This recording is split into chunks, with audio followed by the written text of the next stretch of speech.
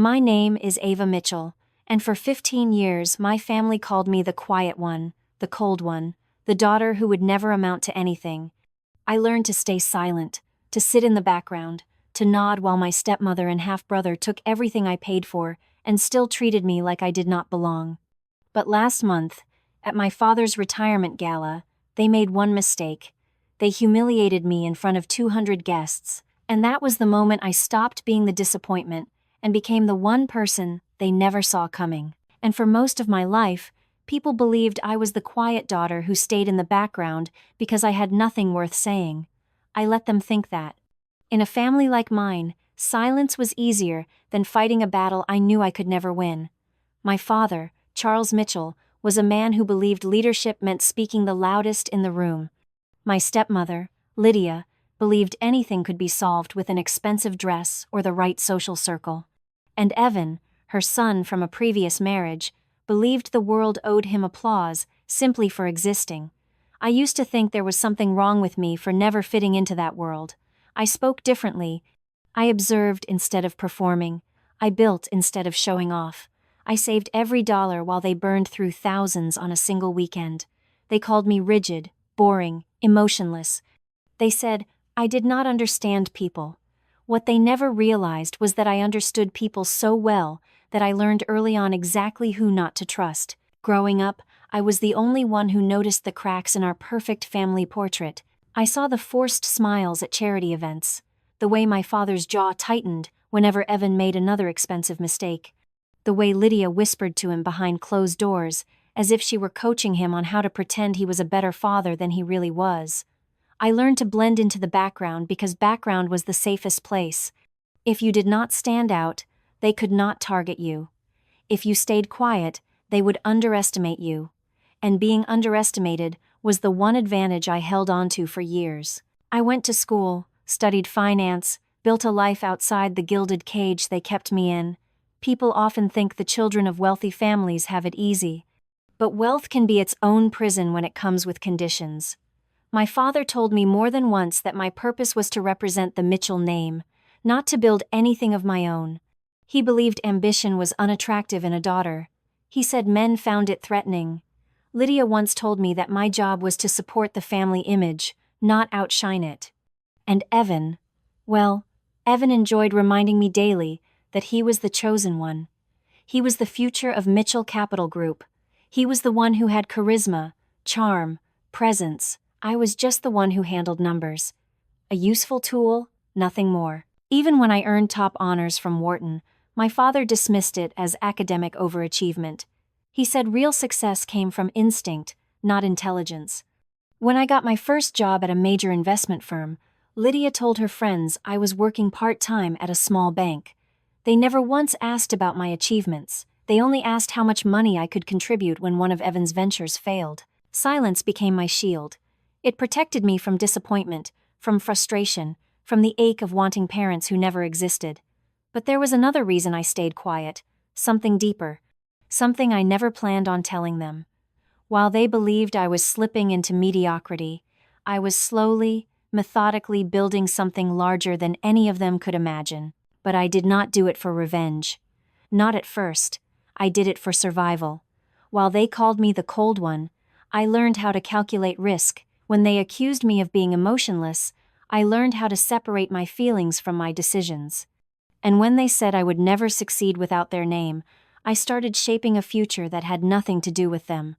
What they never realized was that every insult sharpened me, every dismissal clarified my path. Every time they pushed me aside, I found a new angle, a new strategy, a new way to grow without their approval. I learned patience, real patience, the kind that takes years, the kind that requires endurance, discipline, and a steady heart. Until one day, there was nothing left in me that needed their validation anymore. But even with all that growth, I never expected the moment that changed everything. I never expected the humiliation that would bring every buried truth to the surface. I never expected that my family, after years of taking and taking, would decide they no longer needed to pretend at all. And I certainly did not expect it to happen in front of 200 strangers wearing designer gowns and tailored tuxedos, surrounded by champagne towers and gold centerpieces. I still remember the exact moment it happened. The music softened, conversations dimmed, and Lydia's voice cut through the ballroom like a blade. She said I was not part of the family. She said I was making people uncomfortable. She said security needed to remove me, and the worst part was not her words. It was seeing my father stand there, motionless, silently agreeing. It was watching Evan smile behind his glass, as if he had been waiting years for this. It was realizing, in that instant, that they had finally said out loud what they had always felt. I did not belong, not in their world, not in their family, not in their story. But here is the part they did not see. As security walked toward me, as 200 guests turned their heads, as whispers rippled through the room, I felt something shift inside me. It was not anger, not shame, not fear. It was clarity, pure, unshakable clarity. Because in that moment, I understood something powerful. They had torn the veil themselves. They had shown the world who they truly were, and in doing so, they had handed me the one thing I had been waiting for all along: a reason to stop being silent, a reason to begin, a reason for the kind of revenge that does not scream or threaten or destroy, the kind that simply tells the truth, and lets the truth do the rest. When people imagine the children of powerful families, they picture privilege, opportunity, a life carved out in gold. They never imagine the other version, the one no one talks about. The version where the child becomes a prop, a placeholder, a polite shadow used to make the family appear whole from the outside. That was the role I played for most of my life. Not because I lacked the strength to speak up, but because speaking up had consequences I learned far too early to understand. My father liked to tell the world he raised me with discipline and high standards. What he never admitted was that his version of discipline was simply thinly veiled disappointment. He believed daughters were ornamental, not strategic, that they represented the family by smiling gracefully and staying out of the way. He used to say that women in finance were admirable in theory, but distracting in practice. Every achievement I brought home was met with a nod so small, it barely counted as acknowledgement. He dismissed my accomplishments before even asking what they meant. In his mind, a daughter should reflect his success, not shape her own. Lydia reinforced that belief, with an elegance so polished it was almost convincing. She played the role of a compassionate stepmother in public, but behind closed doors, she treated me like an employee who owed her more than I could ever give. Every time I walked into a room, she already owned it, not because she earned it, but because she curated it so carefully. Her voice was always gentle when guests were around, but when the doors closed, she spoke to me like a problem needing correction. She once told me I had an energy that made people uncomfortable, that I spoke too directly, too logically, too plainly. She preferred Evan's style. Loud confidence, even when he had nothing to back it with. She said it made him magnetic. All I saw was recklessness packaged in charm. Evan, of course, never doubted his position for a single moment. From the day Lydia married my father, he became the center of our home. He had an entire team dedicated to cleaning up his messes. A financial manager who pretended Evan's overspending was part of a long-term plan. A PR consultant who spun his scandals into inspirational lessons. Even a wellness coach who insisted his late-night escapades were part of stress management. Evan learned quickly that every mistake he made could be softened with the right language, the right spin, the right lie. And the people who carried the weight of those lies were always the same: my father, Lydia, and me. But the worst part was not their favoritism. It was how naturally they played their parts, how easily they convinced themselves that I was the one falling short. They believed it so deeply that it became easier for me to let them believe it. If they wanted me in the background, then I would stay there long enough for them to forget I existed. They thought my quiet meant weakness, but silence was my strategy, observing was my power, and being unseen gave me access to a truth none of them ever noticed. The truth was that while they claimed I had no vision, I was the only one who saw how quickly the cracks in our family's foundation were spreading. I saw the financial strain they tried to hide behind expensive dinners and flashy announcements. I saw the desperation in my father's eyes whenever a project went sideways. I heard the tremor in Lydia's voice when she whispered about maintaining appearances at any cost, and I watched the numbers, every month, every quarter, Every year, I watched them closely, silently, because numbers never lied. My family did. For years, they believed I was the one clinging to them for stability. But the truth was the opposite. They were clinging to me, to my stability, to my consistency, to the money they thought came from some harmless job at an investment firm. They never once asked me how I afforded the things I covered for them. They never questioned how I always had enough. They never considered that I might be building something of my own. They assumed I was generous because I had been raised to give. But generosity without boundaries is not kindness. It is slow destruction, a quiet erosion of the self. The more they relied on me, the more invisible I became. Not because I lacked presence, but because, in their eyes, I existed only to fix the consequences of their choices. Every request for money came wrapped in guilt, every expectation disguised as obligation, every dismissal served with sugary words that concealed sharp edges. It became the rhythm of my 20s. Earn, transfer, support, repeat. My father once told me I was lucky to understand numbers because it made me useful. Useful, not respected, not valued, just functional, like a calculator they did not have to thank. And yet, through it all, I never confronted them. I did not beg for recognition. I did not fight for a seat at their table. I let them believe their story about me because I was writing my own in silence. They never realized that I was watching, learning, preparing, growing. I became fluent in their weaknesses, their patterns, their vulnerabilities, and I understood something important. The people who underestimate you the most are always the ones who hand you the key to their downfall. I used to wonder what would finally push me to stop playing the quiet daughter. What moment would force me to step out of the shadows they kept placing me in?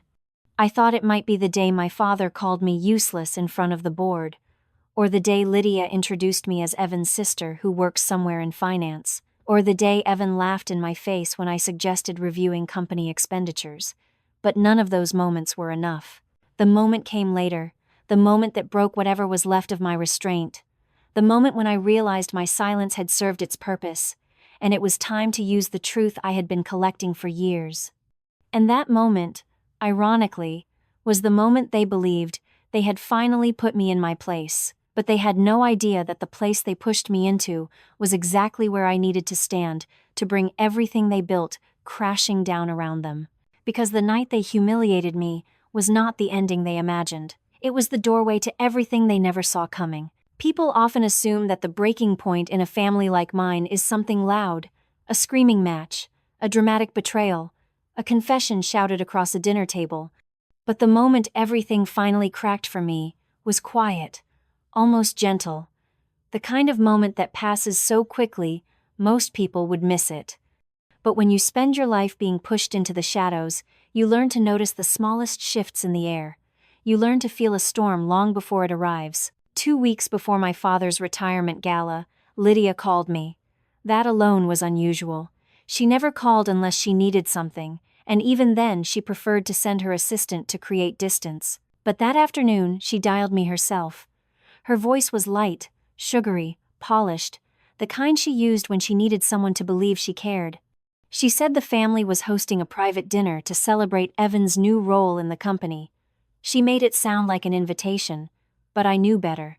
Invitations in my family were never gestures of kindness. They were obligations disguised as privilege. When I arrived that night, the tone was already set. Evan was seated at the head of the table. Not my father. Not the man who built Mitchell Capital from a small real estate brokerage into a national investment group. Evan, who had never spent a single sleepless night analyzing risks or negotiating deals. Evan, who considered work optional and effort negotiable. Lydia beamed at her son like a queen presenting her heir. My father, ever strategic, played along. He spoke as if the succession plan had been obvious for years, as if I had never been a candidate worth considering. Throughout the dinner, they spoke around me, not to me. Lydia talked about Evan's potential. My father talked about leadership and intuition. Evan bragged about a deal he closed, a deal I recognized instantly as one he barely understood. I knew because I had once helped clean up the mess he created from a similar attempt. But at that table, surrounded by curated smiles and expensive wine, no one cared about accuracy.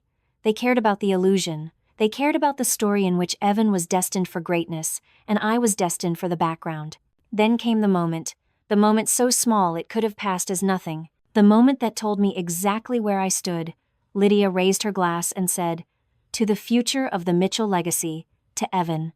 I waited for my father to add my name out of courtesy, or habit, or the faintest trace of decency. Instead, he looked at me with a soft, almost pitying expression. The kind people reserve for those they believe will never understand their place. Then, he turned back to Evan and said, "Some people are born to lead, others are born to support, and that is just as important." I said nothing, but something inside me shifted. Not broken, not wounded, just awake. I finally understood that they did not see me as someone they mistreated. They saw me as someone they were entitled to diminish. In their minds, it was not cruelty. It was order, their world, their story. From that night on, every interaction sharpened something inside me. Lydia asking me to transfer funds for a last-minute charity event. Evan texting me at 2 a.m. asking for help covering a loss he could not explain. My father forwarding me bills from the country club without a single word of thanks. All small, all familiar. But suddenly, each act felt like a reminder of everything I had ignored for too long. I was not supporting a family, I was enabling a system built on entitlement, image, and the belief that I would never say no. I remembered a moment from my childhood. I was 12 when I asked my father why he believed Evan deserved so much freedom. He answered with a sigh, as if explaining something he expected me to already understand. "Evan needs space to grow. You, Ava, you don't need that. You already know your role." Even then, the words felt wrong. Now, years later, they came back to me with perfect clarity. My role, not my life. Not my path, my role, assigned, fixed, pre-written. And yet, for years, I played it. Not because I believed it, but because I knew arguing would only tighten the walls around me. Silence was supposed to protect me. But over time, silence became the rope they used to pull me back into place every time I drifted too far toward independence. I built a career outside their gaze. I made money they did not question. I created a world where their opinions felt smaller, quieter, easier to manage. But even then, I never cut the rope completely. Some part of me kept hoping they would notice me one day, not the version of me they created, but the real one. That hope finally died at the retirement gala, not because of the humiliation, but because the humiliation was so effortless for them. It required no hesitation, no guilt, no reconsideration. Lydia did not flinch when she ordered security to escort me out. Evan smirked. My father looked away, and that was when I understood something I had not allowed myself to see. They had never considered me part of the family in the first place, not even as a decoration, not even as a tool, just a presence they tolerated until I became inconvenient. Walking out of that ballroom, I did not feel broken. I felt calm, clear, almost relieved. Because the moment they pushed me out of their story, they gave me permission to write my own without them, and they gave me something even more valuable. Proof. Public proof. On camera. In front of hundreds of witnesses. They thought they were ending something that night. But the truth was far more dangerous for them. They had just given me everything I needed to begin. People always assume revenge begins with rage, but mine began with clarity. A clarity so steady it almost scared me. After the gala, after the humiliation that echoed through my mind like a quiet anthem, I went home, took off the simple black dress I bought myself, and sat at my desk, not to cry, not to question, but to open the folders I had been building for more than a decade. Folders filled with numbers, transfers, emails, agreements, signatures, proof of every quiet choice they believed I made out of loyalty, not survival. It was strange, staring at the evidence of my own endurance. For years I had documented everything without fully knowing why. Old bank statements, saved voicemails, screenshots of last-minute requests from Lydia, requests disguised as emergencies, bills forwarded by my father with no explanation, Evan's messages dripping with entitlement. At the time, I kept records because numbers comforted me. They gave sense to situations that never made emotional sense. They told a story my family refused to hear. Now, for the first time, I understood the real purpose of those documents. They were not proof of my suffering, they were ammunition. Most people think suffering makes you weaker. But when you learn to carry it quietly, it becomes something else entirely. It becomes a map. And that night, as I scrolled through years of transactions, I finally saw the map clearly. A trail they never noticed me drawing. A trail leading to the one truth they never imagined. I was not the helpless daughter they thought I was. I had never been, because while they pushed me into the background, I built something far larger than any of them ever suspected.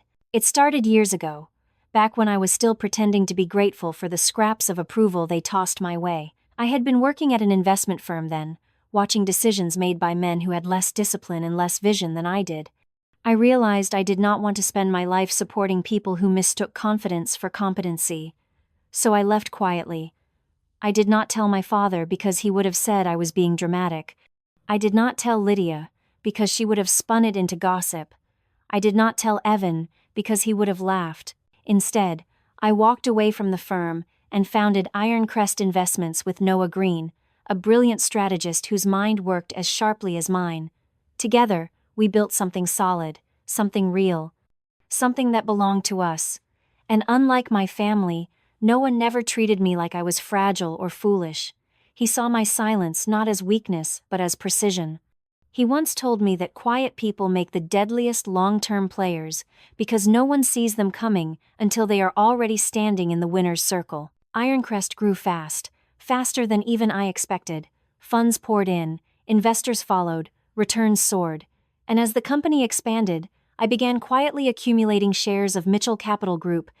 Not under my name, of course. That would have ruined the plan before it even began. I used 5 separate entities, 5 silent structures that blended into the market like dust. Nothing suspicious. Nothing flashy. Nothing that would ever catch Evan's distracted eyes, or Lydia's performative concern, or my father's overconfident pride. Every time shares dipped, I bought more. Every time a retiring board member wanted out, I made an offer. Every time the market wavered, I watched numbers fall exactly where I needed them to fall. It took years. Years of patience. Years of discipline. Years of letting them believe whatever story about me made them most comfortable. And when I finally looked at the numbers, I realized I owned nearly a third of the company they believed Evan would inherit effortlessly. 28%. Unquestioned, undetected, undeniable. And the most ironic part was that I never planned to use it. Not until the night they made their choice loud and clear. The night they pushed me out of their world in front of hundreds of witnesses. That was when everything in me aligned. That was when I realized patience was not enough anymore. Silence had protected me, but silence would not protect them. I picked up my phone that night and called the one person who could transform decades of dismissal into a legal earthquake. Grace Holloway, corporate attorney, sharp, precise, strategic in a way only someone who has been underestimated her entire career can be. She answered on the first ring. No questions, just calm readiness. I told her what happened. She did not gasp. She did not act surprised. She simply said, "Ava, then it is time." "Time for what?" I asked. "Time to use every tool they gave you, while believing you would never lift one." We talked for an hour, maybe more. We reviewed the documents I had saved, the transfer logs, the emails, the gala video already circulating in private investor circles. And then, she reminded me of something my father had forgotten long ago. A clause he signed 10 years earlier, back when he needed emergency capital and thought I was too naive to understand legal language. A clause that protected minority shareholders from discrimination and humiliation. A clause triggered by public removal from a family or company event. Grace said the words slowly, as if giving me time to absorb them. "This is not revenge, Ava. This is legality. This is consequence. This is the moment they taught you to stay small, finally teaching them what it cost." When the call ended, I sat in the quiet of my apartment, feeling a strange calm settle into my bones. Not joy, not anger, just certainty. They had pushed me out in front of the world. Now the world would watch what happened next. I took a breath, then another. And I whispered to myself something I never had the courage to admit until that night. They should not have underestimated me. If you have ever been underestimated by your own family, leave a comment. I want to know how many of us learned to rise in silence. The morning after the gala, I woke earlier than usual. Not because I was anxious, but because for the first time in years, my mind was clear. Every decision I needed to make had already been set in motion the night before. Grace had started the paperwork.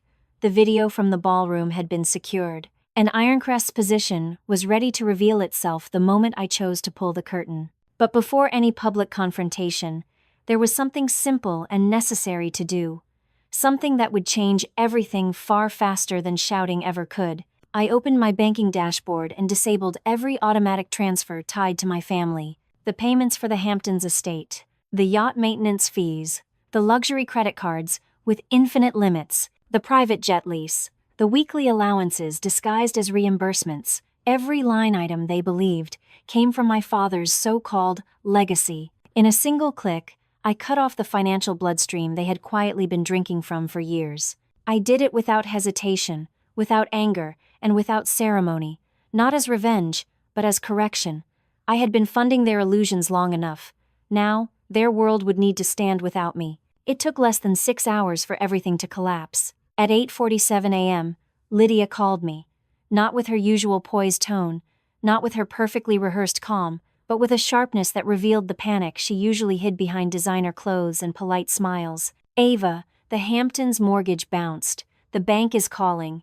Can you check if something is wrong with your account?" Her voice trembled slightly, though she tried to disguise it as irritation.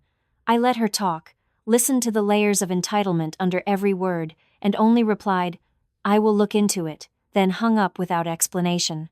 At 9:13 a.m., Evans sent a text. "Yacht access denied. The crew says payment is overdue. Fix it." No greeting, no question mark, just an order. As if I were an assistant who missed a task on a checklist. I did not reply. At 10:06 a.m., my father finally called. "Ava, we seem to have a banking issue. The club membership payment bounced. Lydia's card was declined. The service manager called me personally. This is embarrassing. We need it resolved now." Embarrassing. The word he used when referring to anything that threatened his reputation. Not unjust, not unexpected, embarrassing. I let the call go to voicemail. By noon, the panic evolved into accusation. Lydia texted, "Did you touch something you should not have?" Evan wrote, "I know this is you. This is petty even for you." My father emailed, "Enough of this, Ava. Call me immediately." None of them asked if I was okay after being thrown out of the gala. None asked how I felt. None even acknowledged what happened. They cared only about the money, the lifestyle, the image. And for the first time in my life, watching their world shake did not make me feel guilty. It made me feel accurate, like scales finally balancing after years of leaning in the wrong direction. At 1:24 p.m., a message came from an unexpected source.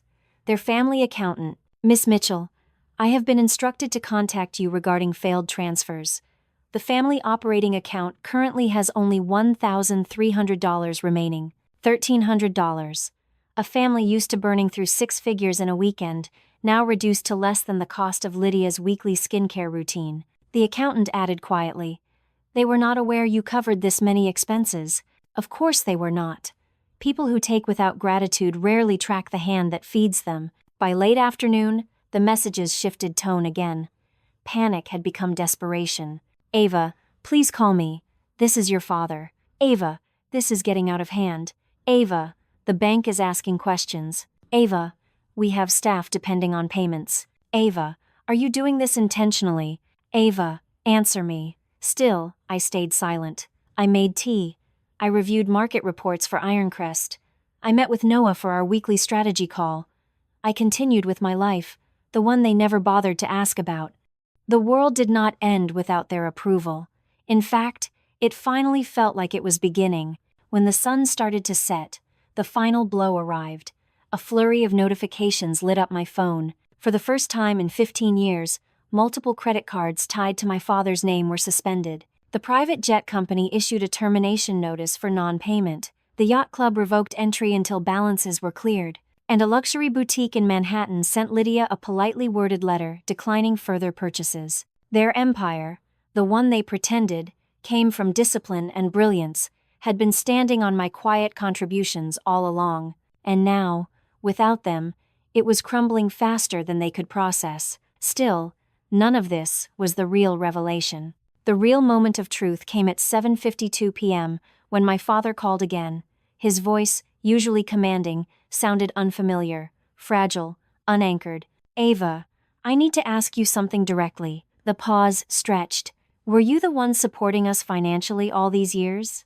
Not accusing, not angry, just stunned.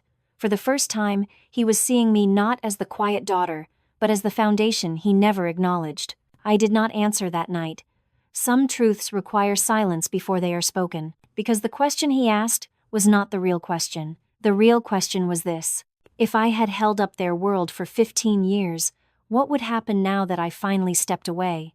And the answer would come far sooner than any of them expected. It would come in a boardroom filled with shareholders, cameras, and consequences, a place where silence would no longer protect them, a place where the truth would no longer wait. The night their world collapsed financially was the same night mine finally felt steady. For the first time in years, I was not bracing for another demand, another accusation, another carefully worded request disguised as an emergency. Instead, I watched the city lights outside my apartment window and realized how strange it felt to have silence that actually belonged to me. Not the silence I used as armor, not the silence they forced onto me, but a silence I chose, and that was when the calls stopped sounding frantic and started sounding fearful. Around 9 p.m., Lydia called again. Her voice wasn't angry this time. It was unrecognizable. "Ava, please, we need to talk. Things are happening we can't fix." She sounded like someone who had just realized her entire identity depended on a lifestyle built on borrowed stability. And the lender, for the first time, had said enough. A part of me wondered if she finally understood what it felt like to stand in a room where people stared at you as if you didn't belong. But then I reminded myself, Lydia rarely understood anything unless it benefited her. Then my father called again. His message was shorter this time, almost quiet. "Ava, call me, please." That word, please. I had never heard it from him before. Not once, not in 30 years. Still, I didn't call back. Not because I wanted him to suffer, but because it was the first time he had been forced to stand inside a truth he always avoided. The next morning, I walked into Ironcrest earlier than usual. The office was calm, sunlight stretching across the glass walls, the kind of morning that made New York feel almost hopeful. Noah was already there, coffee in hand, staring at a report. "They panicked faster than we expected," he said as I walked in. "They weren't prepared for the truth," I replied. He didn't look surprised. Noah was one of the few people who never underestimated the quiet weight of what I carried. Then he handed me a stack of documents. "It's time, Ava." Inside the folder was everything Grace had prepared. The shareholder meeting request, the evidence, the clause activation, the legal notices, and the ownership schedule for the 5 silent entities that held my 28%. Seeing it on paper made something inside me settle. This was no longer just an idea in my mind, no longer a private truth I carried alone. It was becoming real, tangible, unstoppable. When Grace arrived, she looked at me with the calm confidence of someone who had witnessed too many corporate giants fall by their own arrogance. "Are you ready for the next step, Ava?" "Ready," I said, and I meant it. She placed the last document on the table. "Then let's begin." By noon, the notices had been filed, the board had been informed, the shareholders had received the alert, and my father, for the first time in his career, received a summons he was not prepared for. An emergency shareholder meeting, 72 hours, mandatory attendance. The reaction was immediate. My phone began vibrating relentlessly. Calls from board members, messages from senior executives, emails from investors asking what this meant. But the message that caught my eye wasn't from them. It was from Harrison Cole, the lead independent board member, the man my father always said respected him too much to ever question him. Harrison wrote, "Ava, is it true? Did you call this meeting? We need to talk. If you are doing what I think you are doing, you have more support than you realize." More support. The phrase surprised me, not because I didn't believe it, but because it confirmed something I had sensed quietly for years. My father didn't just underestimate me, he underestimated everyone around him. That afternoon, news started leaking. Someone inside Mitchell Capital, someone close to the board, had shared a tip with a reporter. Rumors say a major shareholder is challenging Charles Mitchell's authority. Within hours, business forums lit up. Financial Twitter buzzed. Industry analysts speculated. And the same people who once dismissed me as irrelevant suddenly found my name worth mentioning.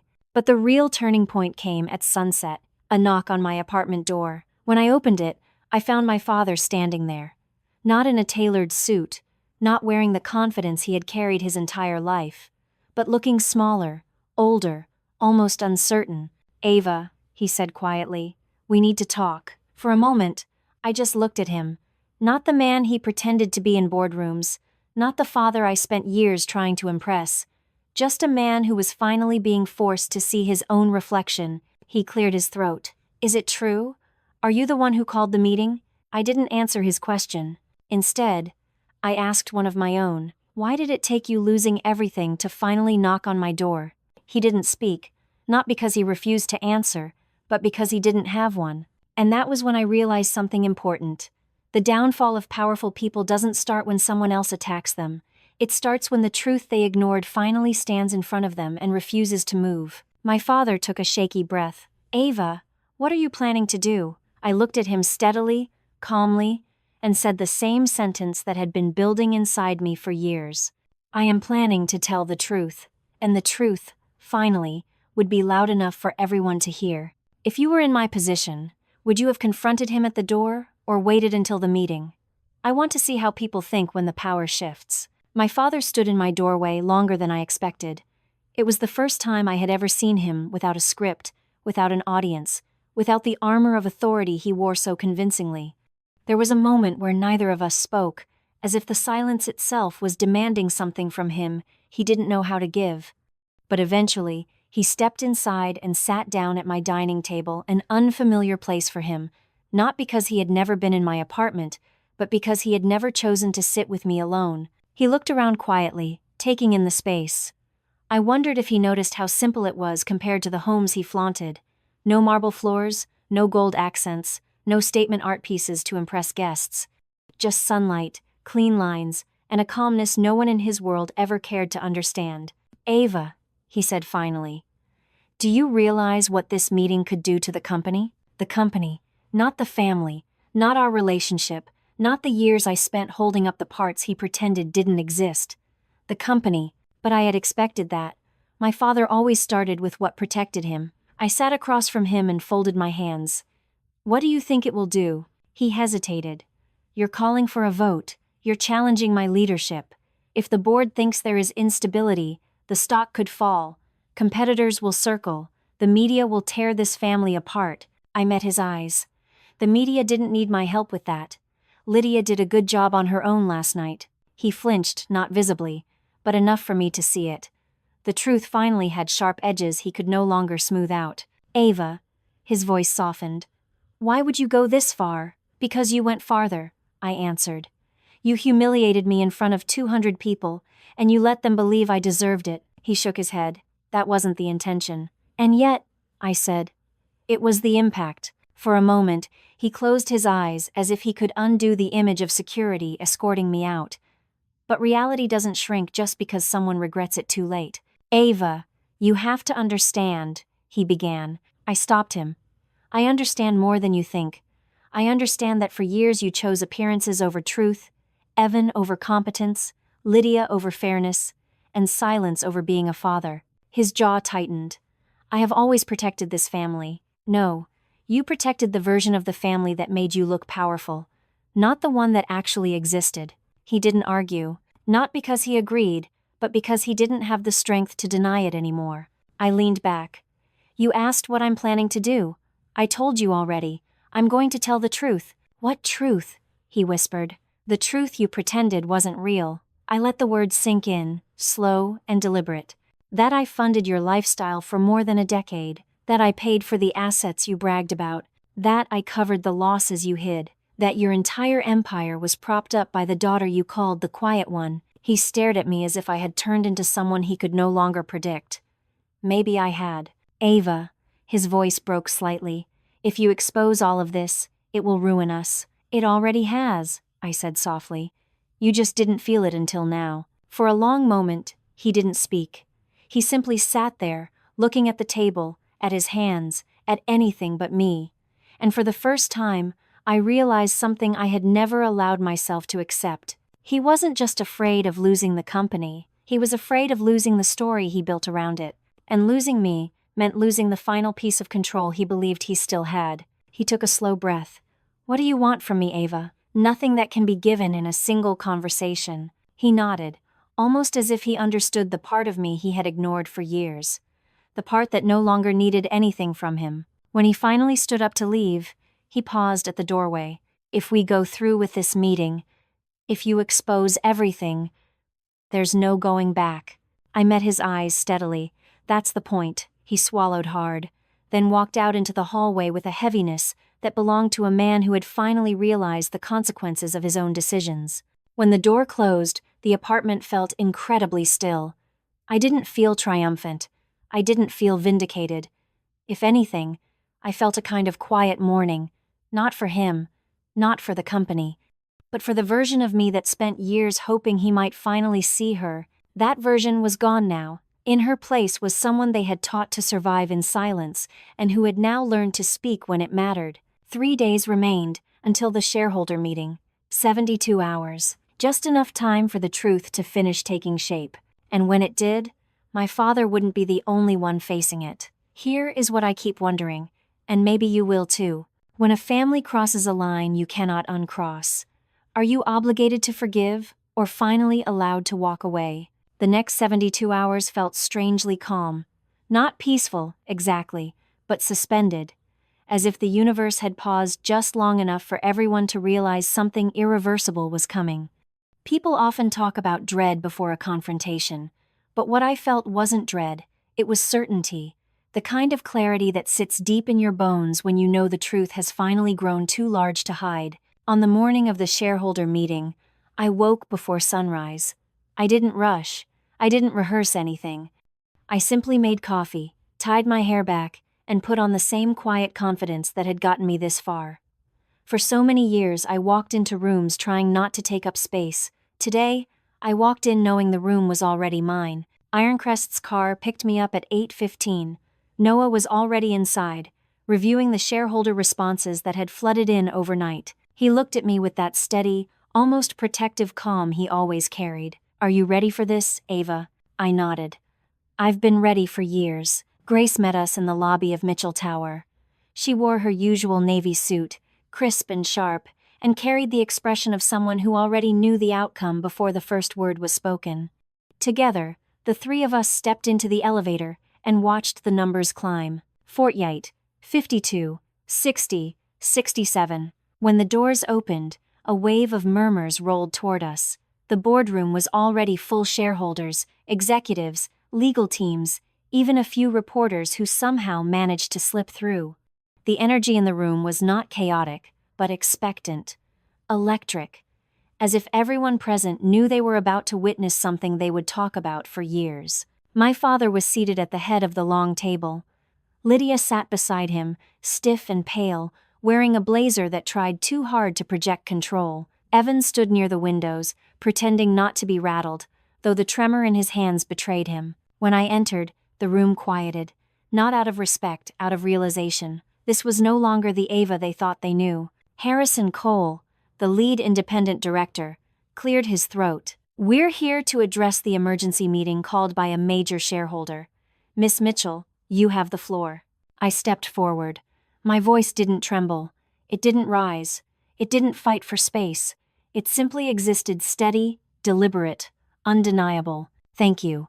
Before we begin, I want clarity on one thing. Everything I am about to show you is documented, verified, and has been ignored for too long. Today is not about emotion. It is about truth.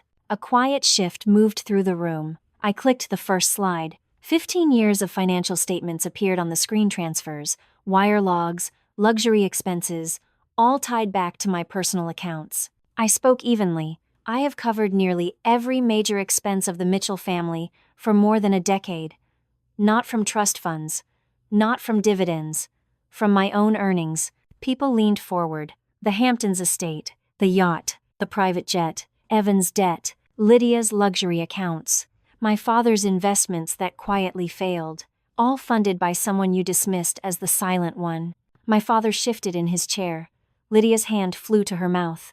Evan muttered something under his breath. I continued, while I supported this family, I built something else. Ironcrest Investments. And through 5 separate entities, Ironcrest now holds 28% of Mitchell Capital Group.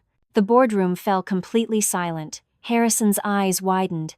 Several shareholders whispered frantically to one another. Evan turned white. And then I displayed the final slide. Clause 37. The clause my father signed when he desperately needed capital years ago. The clause that protected minority shareholders from public humiliation. The clause triggered the moment I was escorted out of the gala on video. Grace stepped forward. This clause gives Miss Mitchell the legal right to demand the controlling shareholders sell their shares at book value. A shareholder gasped.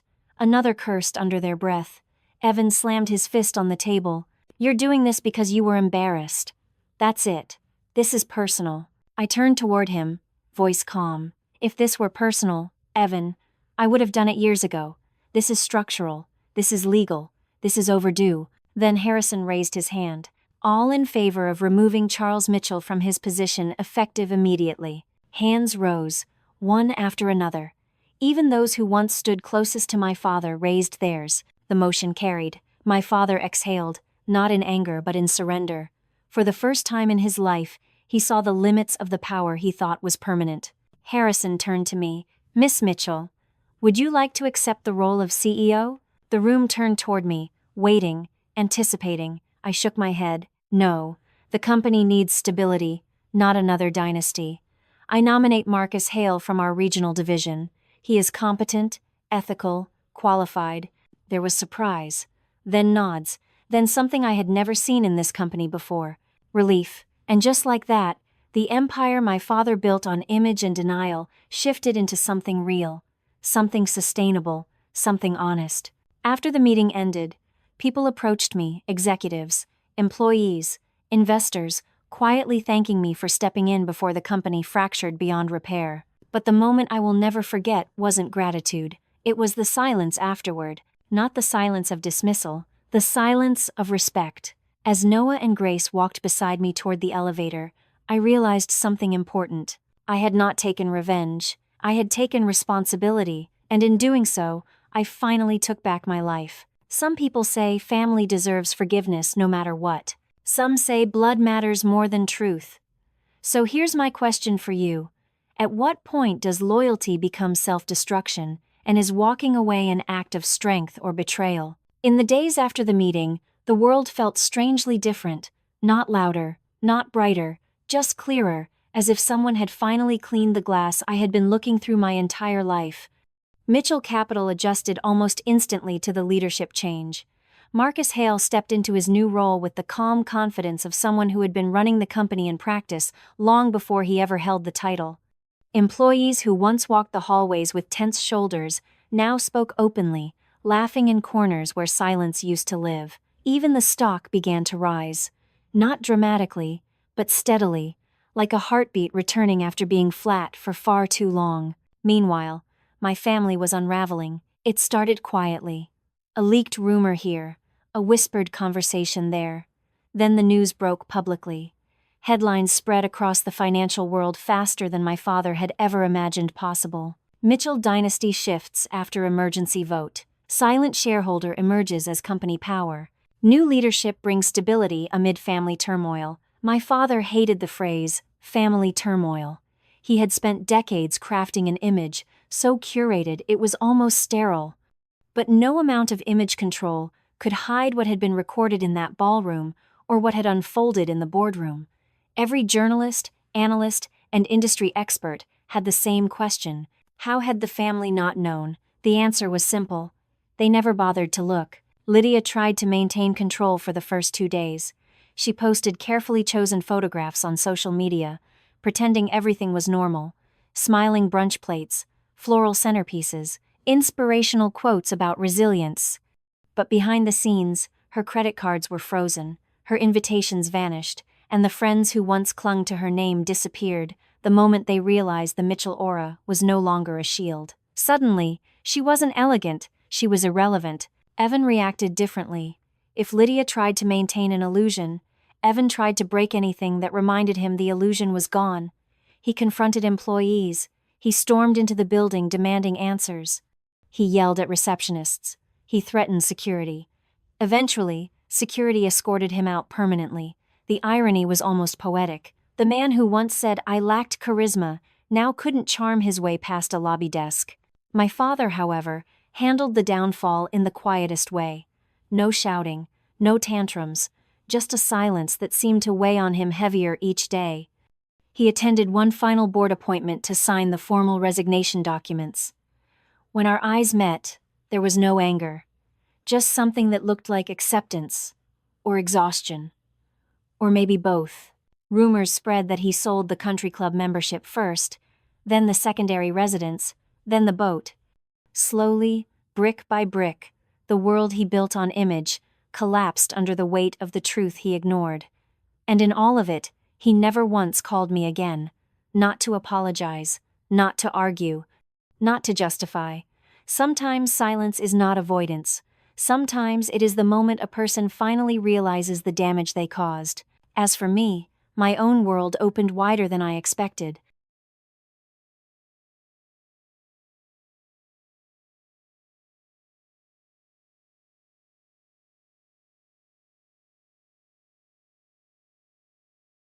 Ironcrest grew. Investors who once overlooked me suddenly wanted meetings. Women in finance reached out with stories of their own, some heartbreaking, some infuriating, all familiar. For the first time, I saw the threads of a narrative much larger than my own experience. The quiet daughter, the underestimated woman, the invisible backbone, the overlooked strategist. Versions of me living in thousands of households and boardrooms. Not angry, just waiting until their truth became undeniable. So I created something new, a program for women in finance, a scholarship named the Silent Strength Fund. It was designed not just for those who were dismissed, but for those who were still writing their stories quietly, strategically, patiently, the way I once had. And somehow, surprisingly, the act of giving back didn't feel like I was filling the space my family once occupied. It felt like I was stepping into my own space for the first time. One afternoon, while walking through the Ironcrest office, a young analyst stopped me. She looked nervous, but determined. "Miss Mitchell," she said, "thank you. Not just for the program, for showing us what it looks like when someone finally stands up for themselves." I didn't say anything at first, because the truth was simple. I hadn't stood up to my family out of bravery. I had simply stopped letting them stand on me. In the quiet moments of those weeks, I asked myself if I regretted anything, if I felt guilty, if I missed them. But the more honest answer surprised me. I didn't miss losing myself, and maybe that was the most powerful realization of all. Of course, gossip traveled quickly. People speculated whether the Mitchell family might reunite, whether I might forgive, whether time would soften the edges. But the truth was, forgiveness was never the point. I wasn't waiting for reconciliation. I wasn't waiting for regret. I wasn't waiting for anything. I had already moved forward, because walking away didn't break me. It finally made me whole. So, let me ask you something. The same question I found myself thinking late at night. If your family lost everything after mistreating you for years, would you help them rebuild, or let them learn the lesson life finally handed them? And for fun, tell me in the comments. Would you send them a little care package, or would you send them a how-to budget book instead? In the months that followed the boardroom shift, life settled into a rhythm I had never experienced before. Not calm, exactly. Calm feels passive. This was different. This was the kind of quiet that comes when something heavy you have carried for years finally leaves your hands. A quiet that does not demand permission. A quiet you earn. People often assume that once justice arrives, everything falls neatly into place. But truth rarely works that cleanly. There were days when I woke up still expecting a message from my father asking for another transfer. Days when I reached for my phone out of habit, ready to solve a problem that no longer belonged to me. And sometimes, in those early hours, I wondered if the absence of their voices was supposed to feel this light, or if the weight had simply shifted into a different place inside me. But healing isn't a single moment. It is a slow unfurling, a process of remembering who you are without the people who told you who to be. Ironcrest was thriving. Our expansion into emerging markets exceeded expectations. The Silent Strength Fund funded more women every quarter. One of the scholarship recipients, a young analyst from Texas, became the first in her family to enter the financial world. She wrote me a letter saying that watching my story unfold gave her the courage to believe her quietness was not a flaw, but a strategy. Reading that letter reminded me of the girl I once was, quiet, observant, unseen, and it reminded me that every time I thought my story was only about loss, it had also been preparing me for something bigger than survival. Mitchell Capital, under Marcus Hale's leadership, transformed itself into a company that no longer needed a dynasty to justify its decisions. Policies became transparent, nepotism vanished. Employees received profit sharing for the first time. The company slowly became something it had never been before, a place people actually wanted to stay. Every now and then, someone would ask if I ever checked on my family, if I followed the news about them, if I felt tempted to reach out. I never responded directly, not because the answer was complicated, but because the truth was simple. I didn't need to. My father moved to a quieter town, far from the noise he once lived for. Lydia disappeared from social circles almost overnight, becoming a ghost in the world she once tried to rule. Evan bounced between small jobs that never lasted, still searching for the entitlement that had slipped through his fingers the moment reality touched him. Their paths were no longer tied to mine, and for the first time, I understood something I had never allowed myself to consider. Some endings are not tragic, they are necessary. Forgiveness, people said, was the final step. But I learned that forgiveness is not always a door that opens between you and the person who hurt you. Sometimes forgiveness is the moment you stop walking toward that door at all. Finally, you turn around. Finally, you walk toward yourself. I didn't hate my family. Hatred is too heavy to carry for long. I simply no longer lived in the shadow of who they needed me to be, and that, in its own quiet way, was enough. One evening, long after the chaos faded, I found myself standing on the balcony of my apartment, overlooking the city. Lights shimmered in the distance like thousands of tiny stories unfolding at once. I thought about the night I was escorted out of the gala. I remembered how small I felt, how out of place, how wronged. But as I stood there months later, the memory didn't sting anymore. It felt distant, like a chapter that mattered because it led me somewhere, not because it defined me. And maybe that is what healing really is. Not forgetting, not rewriting, but finally standing far enough away from the pain that you can see the purpose in it. I thought of the version of myself who endured quietly, who documented everything because she sensed one day she would need proof. I did not pity her. I thanked her. She survived long enough for me to finally live. People kept asking what the lesson of my story was, what the moral should be, what message I wanted others to take. I could have said resilience, or courage, or justice, but none of those felt complete. So I kept my answer simple. When someone tries to shrink you for years, the most powerful thing you can do is grow beyond their reach. And maybe that was always my story, not revenge in the loud, vengeful sense, but the kind of revenge that comes from choosing yourself so completely that their opinions no longer determine your worth. As I watched the city breathe below me, I felt something shift inside. Not triumph, not victory, something softer, peace, the kind I had been chasing my entire life without knowing it. So let me ask you something, because this is the part of the story I hope people never forget. If walking away from the people who hurt you is what finally gives you peace, is it really losing them, or finally finding yourself? And if this journey, this quiet kind of strength, speaks to you, make sure you subscribe for more stories just like this. You never know whose story might help you write your own.